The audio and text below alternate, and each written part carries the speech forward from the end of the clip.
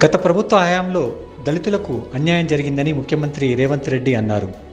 Doctor BR Ambedkar జయంతి కార్యక్రమంలో ముఖ్యమంత్రి పాల్గొన్నారు. గత పాలకులు ఎన్నికల్లో ఏదేదో హామీలు ఇచ్చారని, కానీ మంత్రివర్గంలో దళితులు, గిరిజనులకు వారిచ్చిన స్థానం ఏంటో ఒక్కసారి ఆలోచన చేయాలని రేవంత్ రెడ్డి అన్నారు. అప్పట్లో మంత్రివర్గంలో ఏ జాతికి ఎంత స్థానం ఉంది, ఇప్పుడు మంత్రివర్గంలో ఎంత స్థానం ఉందో లెక్కలు చెప్పాలని ఆయన అన్నారు.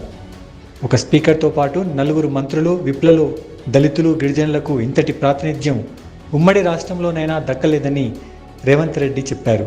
బట్టి విక్రమార్క సిఎల్పి లీడర్గా ఉంటే ఓర్వలేక అవమానకర రీతిలో ఆయన్ను తొలగించిన చరిత్ర మన కళ్ళ ముందే ఉందని రేవంత్ రెడ్డి అన్నారు. ఒక దళిత బిడ్డ ఆర్థిక మంత్రిగా, వైద్య ఆరోగ్య శాఖ మంత్రిగా, విద్యుత్ శాఖ మంత్రిగా ఉండకూడదా అని రేవంత్ రెడ్డి ప్రశ్నించారు. ఇవాళ మిత్రులారా, బట్టి విక్రమార్క గారు మా మిత్రుడు, ఉప ముఖ్యమంత్రిగా సమర్థవంతంగా ఈనాడు పని చేస్తున్నాడు.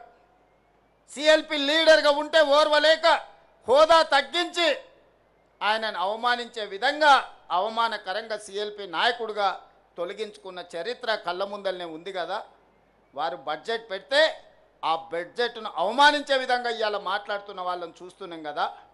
అంటే ఒక దళిత బిడ్డ ఆర్థిక మంత్రిగా ఉండకూడదా? ఒక దళిత బిడ్డ వైద్య ఆరోగ్య శాఖ మంత్రిగా ఉండకూడదా? ఒక దళిత బిడ్డ విద్యుత్ శాఖ మంత్రిగా ఉండకూడదా? మీరు ఒకసారి ఆలోచన చేయండి.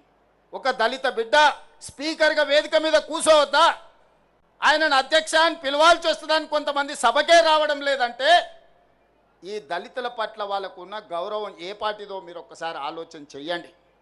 అందుకే వాళ్ళని మోసం చేసిన ఏ జాతి అయితే అవమానానికి గురైందో ఆ జాతే సభాధ్యక్షుడు హోదాలో కూర్చుంటే ద్రోహం చేసిన వాడు మాట్లాడాలన్నా అధ్యక్ష నాకు మైక్ ఇవ్వాలి అని అడుక్కునే పరిస్థితి ఈరోజు తెలంగాణ రాష్ట్రంలో ప్రజా ప్రభుత్వం కల్పించిందన్న విషయం ఈరోజు మా మిత్రులకు గుర్తు చేయదలుచుకున్నా.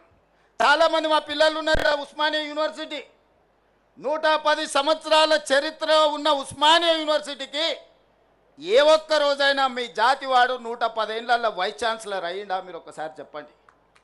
ఇవాళ ఉస్మానియా యూనివర్సిటీ వైస్ ఛాన్సలర్ ఎవరు? అంబేద్కర్ యూనివర్సిటీ వైస్ ఛాన్సలర్ ఎవరు? ఈరోజు ఎలక్షన్ కమిషన్కు ఎవరున్నారో మీరు ఒక్కసారి ఆలోచన చేయండి.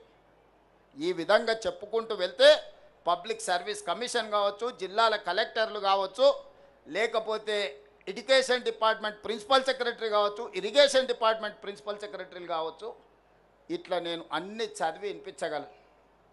ఇదంతా ఎలా సాధ్యమైందయా అంటే మీరందరు కష్టపడి, మీరందరు కొట్లాడి, మీరందరూ నిలబడి 2023